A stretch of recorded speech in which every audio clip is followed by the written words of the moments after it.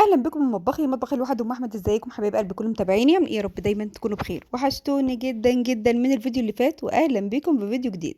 اللهم ارزقنا خير هذا اليوم وخير ما بعد.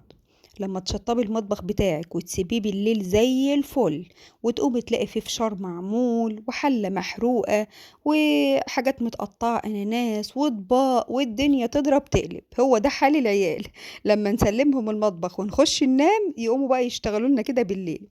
عايزه اقول لكم ان انا قايمه من النوم النهارده بسم الله ما شاء الله، كل نشاط وحيويه. قلت يا بنتي يا ام احمد قومي اعملي صينيه كيكه كده، من زمان قوي قوي ما عملتهاش، يمكن من قبل رمضان بكتير. الولاد تفطر بيها، وكمان تغيير عن كل يوم بنسلق بيض. فالولاد زهقت، يا اما بنسلق بيض يا اما بنفقش بيض يا اما بنعمل عجه. فالعيال كده حسهم زهقوا من البيض، فقلت افصل يوم كده بصينيه كيكه وهم كانوا لسه نايمين. معايا بقى في الخلاط 4 بيضات، كوباية وربع من السكر، لو انت بتحبي الحاجة مسكرة حط كوباية ونص، وتلات ارباع كوباية من الزيت، كله بنفس الكوباية اللي هي المج بتاع الشاي ده. معلقتين كده من الخل، وهحط كمان كوباية وربع ونص من اللبن، اهو كوباية ونص من اللبن. تمام. يبقى 4 بيضات وكوباية وربع سكر، ممكن كوباية ونص حسب بتحبي الحاجة مسكرة ولا لأ، وكوباية ونص لبن وتلات ارباع كوباية زيت. وشغلي كله بقى كده ايه، يعني 10 دقايق ولا حاجة. شغلي كتير يعني، على قد ما هتشغلي على قد ما الكيك هياخد هوا وهيبقى هشش معاكي قوي قوي. هعاير الاول كوبايتين ونص من الدقيق، ونص كوبايه كده على جنب، احنا هنحتاجها برضو، يعني هو كل اللي هياخده 3 كوبايات من الدقيق. بس عايزه اقول لكم ان نوعيه الدقيق اصلا بتختلف، يعني في دقيق ياخد سوائل اكتر، في دقيق ياخد سوائل اقل. فاحنا عامه يعني هنقول كوبايتين ونص، ولو احتاجنا النص كوبايه الاخيره هنبقى نزودها. وباكت من الكيك شيف او البيكنج باودر. دهنت الصينيه بتاعتي بقى كويس جدا كده، وهبطنها بشويه دقيق، وطبعا مولعه الفرن اصلا من قبل ما ابتدي.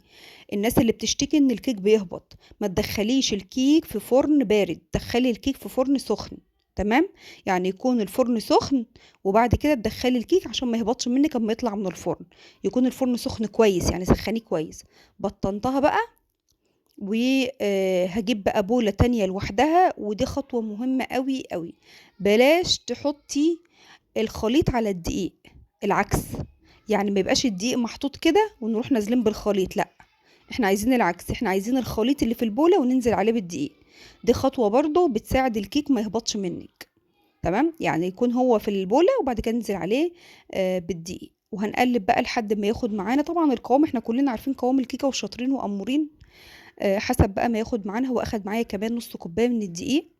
وهنزل بقى بالخليط بتاعي في قلب الصينيه بتاعتي. الصينيه دي بتيجي يا اما تحط في الصينيه الوسط المستطيله، يا اما صينيه مدوره مقاس 30، يا اما صينيه من اللي فيها فتحه زي دي كده.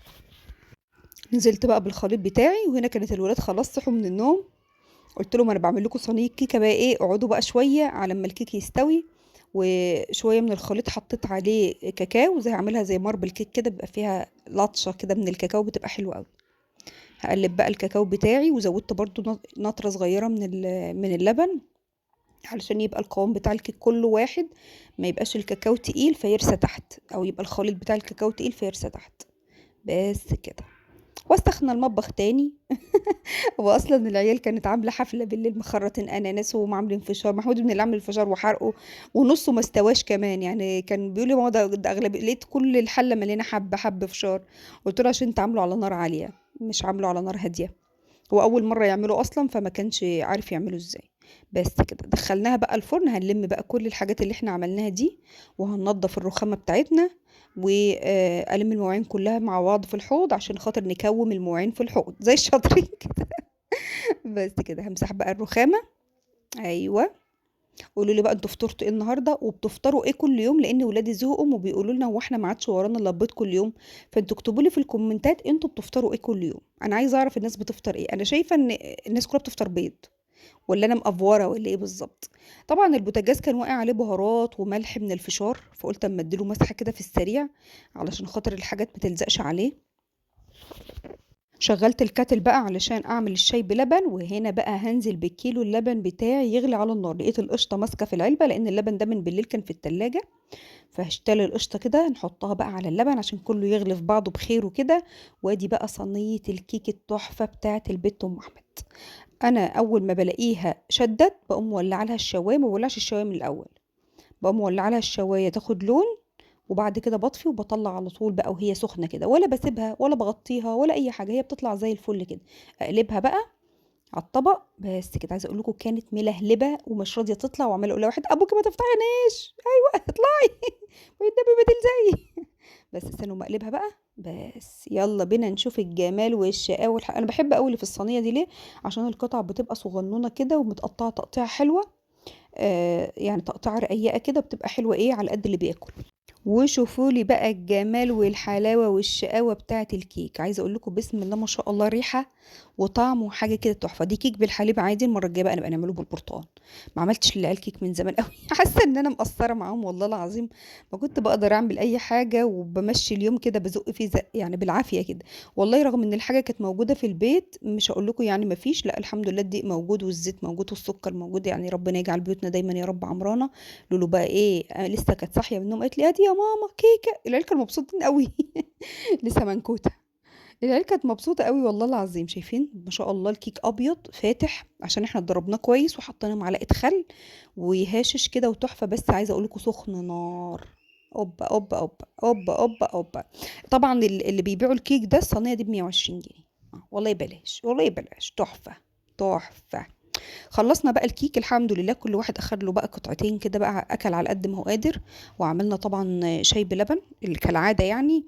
وبعد كده دخلت بقى على المطبخ تاني عشان اشوف انا هعمل ايه في يوم النهارده. ما اقولكوش بقى على المواعين بقى، مواعين الكيك بقى ومواعين اللي العيال عاملينها امبارح، فاحنا كده كومنا مواعين على بعضها. مامي ما جاتش النهارده تغسل مواعين، مامي بقى لها يومين بتغسل المواعين. ما جاتش النهارده تغسل مواعين، تعبانه. هالِم بقى المواعين اللي في المطبقية. أنا الحمد لله النهارده حاسة إن أنا أحسن، يعني دماغي مركّزة أكتر، كل يوم باحس إن أنا تركيزي بقى أعلى من أول يوم. الحاجة اللي مضايقاني بس إن حاسة إن أنا آمم، حاسة إن أنا عايزة آكل حاجة مسكّرة، والحبوب يعني تحسّوا إن هي عاملة مرار كده، فاهمين؟ حاسة بُقّي مرار، مرار طافح يا أختي أنتِ، وهي يمكن من كتر الأدوية يعني عشان باخد كتير. وحاسة إن أنا دايمًا عايزة حاجة مسكّرة، يعني حاسة كده إن أنا عايزة آكل حاجة مسكّرة، هي إيه مش عارفة، أنا لسه ما أكلتش حاجة مسكّرة من يومها يعني. بس حاسة إن أنا عايزة سكريات. هي إيه بقى السكريات؟ أنا مش ما فيش عندي سكريات في أنا أكلت والله قطعتين كيك وخلاص يعني مع الشاي بلبن وخلاص. هاغسل بقى شوية المواعين دول، وربنا يا رب يديكم الصحة يا حبايب قلبي يا رب، ويعينكم ويقويكم على بيتكم وعلى حالكم. وبجد باشكركم جدًا أي حد دعمني ووقف جنبي بدعوة حلوة. وبرضه بنعتذر على الفيديو بتاعي امبارح، كان في مشكلة في الصوت، أنا ما أخدتش بالي إلا لمّا وأنتم بتقولوا. أنا كنت مضبطاه والله، بس مش عارفة إيه المشكلة اللي حصلت، خلّت الصورة سابقة الصوت أو الصوت سابق الصورة، حاجة زي كده. بس تمام يعني، هو الفيديو ما دام نزل صعب بقى إن أنا أقعد أشيله وأعمله وأحطه تاني. أنا أساسًا يعني باعمل الفيديو بالعافية. فصعب إن أنا أرجع أعمل الموال ده من أول وجديد يعني، فقُلت مش مشكلة بقى إيه، هو نزل وخلاص. وأنا أصلًا امبارح برضه ما صوّرتش، عايزة أقول لكم ده روتين الأربع، تمام، يعني ده روتين يوم الأربع. لإن ما صوّرتش التلات ما كنتش صوّرت فيه، كان عندي شغل. وكنت حاسة إن أنا مضغوطة كده وحاسة إن أنا مش في أحسن حاجة يعني، فما رضيتش إن أنا أصوّر، قُلت مش مشكلة هاعدّي اليوم وخلاص. فأنا النهارده أصلًا عندي كشري من امبارح، كنت عاملة التلات كشري مصري لإن ما نزلتش السوق.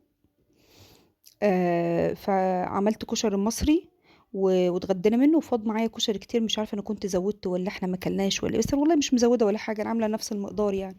بس فاض معايا كتير، فقُلت خلاص مش مشكلة إيه، إحنا نتغدى بيه النهارده. تبّلت بس صدر فرخة كده كان عندي، هاعمله بانيه جنب بس الكشري عشان يتاكل، لإن هو استحالة امبارح كان كشري والنهارده كشري كده حاف وبايت. فقُلت عشان خاطر العيال إيه تتشجّع وتاكله، فتبّلت كده صدر فرخة، هناكله جنب الكشري ونقضّي اليوم وخلاص. أم امبارح بقى اللي هو التلاجة جابت لي ورق عنب وخزّناه في الفريزر، يعني قعدنا بقى عملناه وخزّناه. أنتم عارفين أنا كان نفسي أصوّره أوي بس ما جاش في دماغي. مش عارفة أنا ما جاش في دماغي إن أنا أصوّره ليه. ستّفناه على بعضه كده ولفّيناه بstretch wrap وخزّنته في الفريزر، أنا باحب أخزّنه كده من السنة للسنة. وجابت لي أناناس، هي اتصلت بيّا قالت لي: "أنتِ ما رُحتيش السوق؟" قُلت لها: "لأ أنا ما نزلتش. أنا مش عايزة سمك ما نزلتش." يعني العيال قالوا: "لأ مش عايزين." فمشّيناها بقى أي حاجة، وقُلت أعمل شوية كشري مصري وخلاص. هادعك بقى الحلة اللي ابني حارقها، طبعًا ما عرفتش أدعكها كويس، حاسة إن أنا أعصابي مش تمام يعني، فدعكتها كده على قد ما أنا قادرة، وقُلت مرة تانية أبقى أدعكها ما فيش مشكلة، لإن لسه الفشار معلّم فيها، يعني عامل زي حبّات حبّات فيها كده، فقُلت مش مهم مش هيحصل حاجة، مش حلتنا، حلتنا. أدي البانيه المتبّل أهو، وطلعت مانجا اعملها عصير، لان زي ما قلت لكم حاسه ان انا عايزه حاجه مسكره، فقلت اما اعمل عصير. ضربه سبونج عشان عندي النهارده شغل. انا عندي النهارده وبكره، فضربت سبونج بقى ايه صك كبير، قلت اطلع منه شغل النهارده وبكره. والجو بسم الله ما شاء الله تحفه. ايوه عايزه اقول لكم السما صافيه. وطبعا المطبخ بقى بتاعي بقى زي الفل، الكيك مضروب. عندي الاكل من امبارح. وتعالوا اما اوريكم بقى الشقه عشان زمان انا وحشتكم صح. مفيش حد، الولاد كلهم في الدروس. مفيش اي حد، لينا كانت بتحفظ، ده المصحف بس محطوط. والدنيا فاضيه عليا ومفيش اي حد معايا وقاعده لوحدي. وكل البيت مترتب وزي الفل، مفيش فيه اي حاجة، وكمان نشرت الهدوم والمواعين مغسولة. فيا دوب بس هقفل الشغل بتاعي وهسخن الاكل واحمر البانيه وخلاص. انا حتى محمود كان وراه دروس، قال لي مش عايز كشري، فعملت له قطعه البانيه بتاعته في سندوتش كده، اخدها وهو رايح الدروس. قال لي اما اجوع ابقى اكلها. شايفين بقى الزرعات، الجو النهارده تحفه، كان نفسي اقعد في البلكونه واشم الهوا الحلو ده، بس مانيش فاضيه للاسف. فقلت مره تانية بقى اكون فاضيه ايه، اعمل كوبايه قهوه كده واقعد في البلكونه، اهو نغير هوا الشقه كده ونشم هوا ربنا، يمكن نفسياتنا تتعدل شويه. طبعا دي الهدوم بعد ما نشرتها، والهدوم اللي انا لميتها طبقتها وستفتها في الادلبه. قلت اعمل الحاجات اللي ورايا، احنا كنا على فكره لسه بدري دلوقتي، كانت الوقت الساعه 2 يعني ما كناش متاخر ولا حاجه. فخلصت كل حاجه بدري بدري كده. وهنا بقى بعد ما خلصت شغلي، يعني قفلت، انا كان عندي تورتايه واحده بس انا ضربت صاج ليه بقى. انا عندي تورتايه النهارده وتورتايه بكره وتورتايه بعده، فانا ضربت صاج كبير، قفلت منه تورتايه النهارده وتورتايه بكره وبعده، حطيتها في كيس في التلاجة.